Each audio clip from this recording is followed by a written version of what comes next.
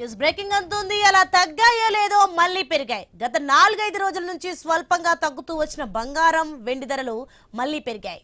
తులం బంగారం ధర 3,990 రూపాయలు పెరిగింది.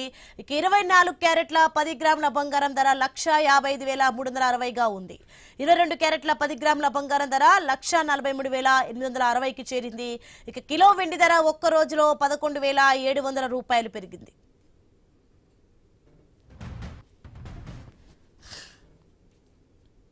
అసలు తగ్గాయో లేదో మళ్ళీ పెరిగాయి. గత 4-5 రోజుల నుంచి స్వల్పంగా తగ్గుతూ వచ్చిన బంగారం వెండి ధరలు మళ్ళీ పెరిగాయి.